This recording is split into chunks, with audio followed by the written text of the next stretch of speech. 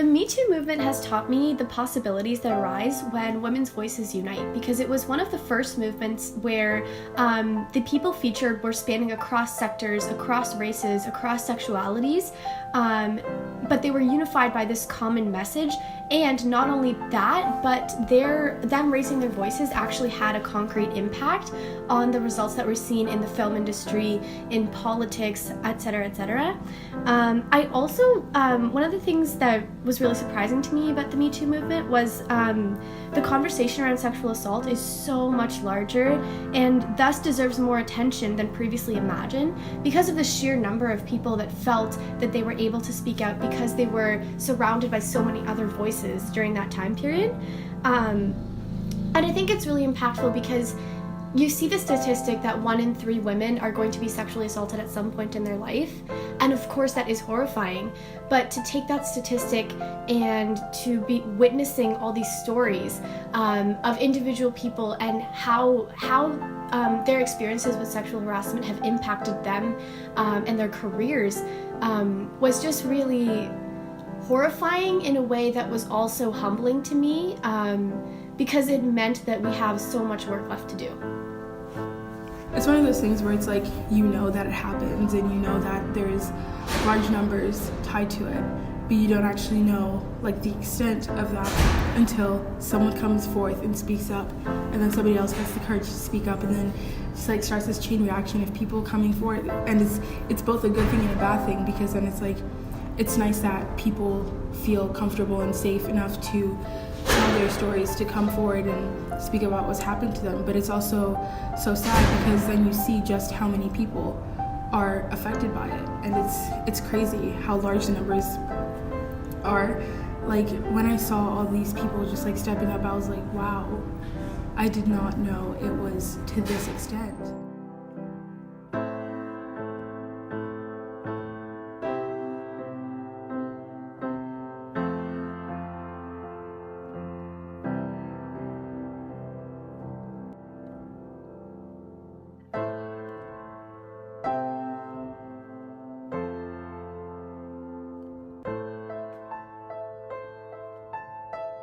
The things that was really surprising to me was how many women just felt able to speak up, and how many people in my own life, or actors and actresses that I admired, were either victims of sexual assault or perpetrators of sexual assault.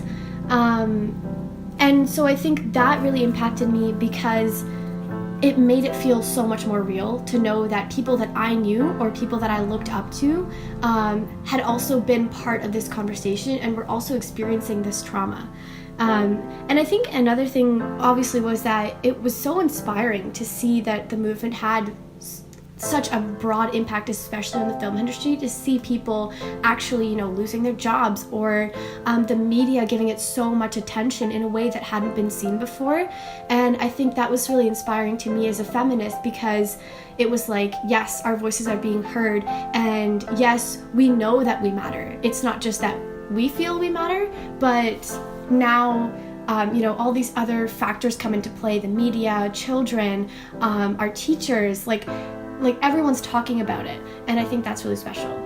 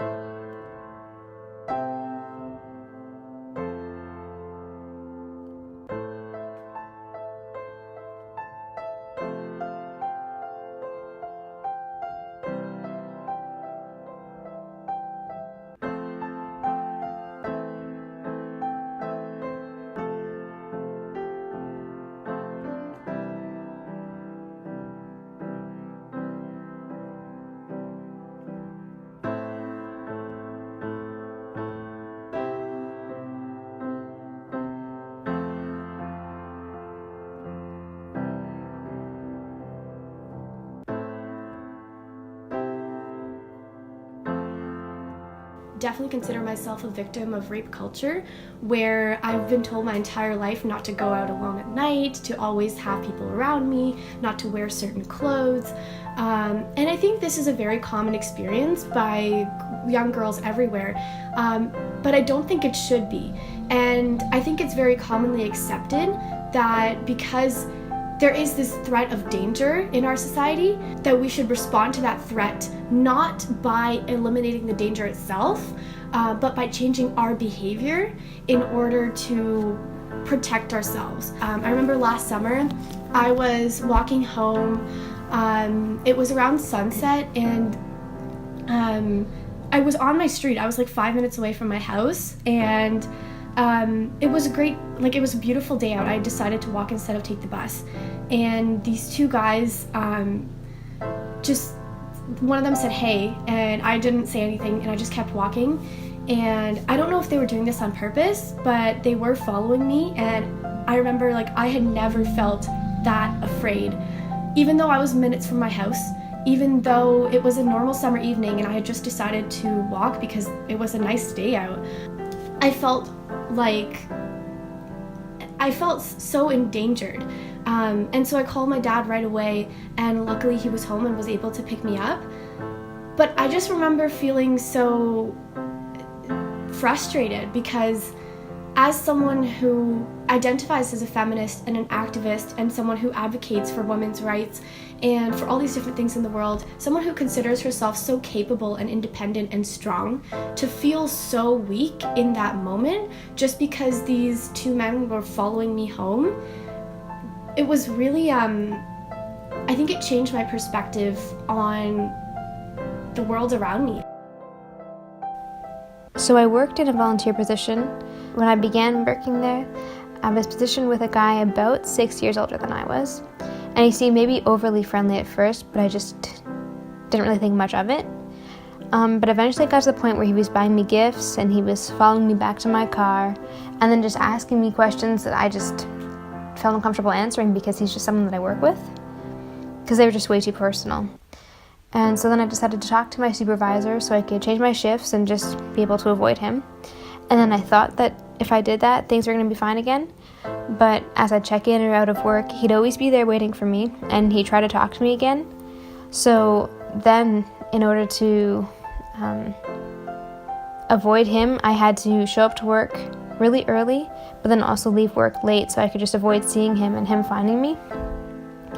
But I just kind of considered for a long time maybe I should just leave my position because I was tired of having to go to these lengths to avoid him and then just feel safe being at work.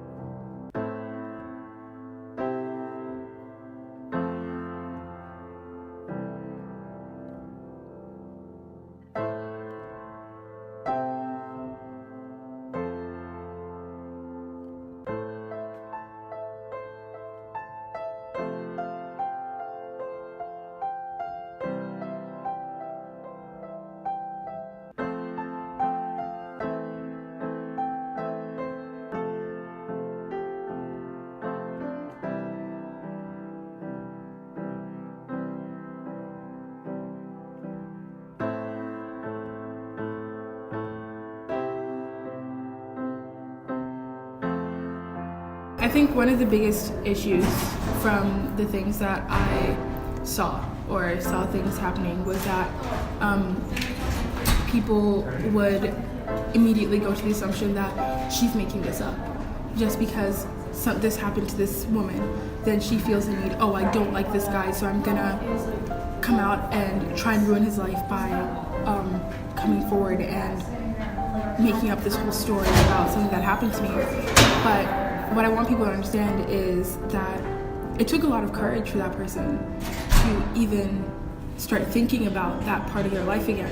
It's not always about the person that is being accused. It's not about them. It's about the victims. It's about the person who's coming forward to talk about their story. And you can't treat it as if it's just another story, because it took that woman so much to go back to that moment in her life where she hasn't thought about for maybe years because she just wanted to forget about it, and she maybe hasn't gotten full closure for it, and her talking about it is her closure.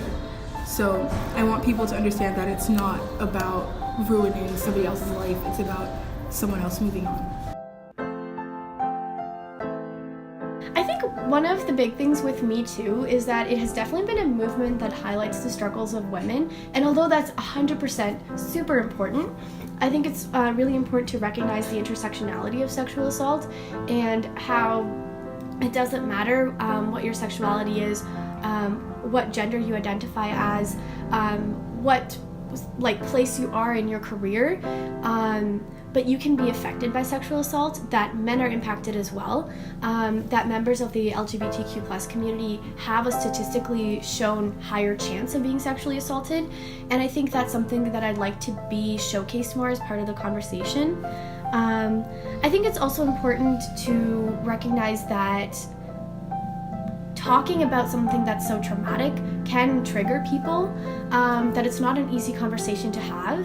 And so I think that also brings up another conversation about self-love and healing, and the importance of recognizing that everyone has a unique healing process, and to honor that and to honor the trauma that you've experienced, no matter how small or large it is, and to honor be patient with yourself in dealing with that, and also in being able to listen to and honor the stories of others.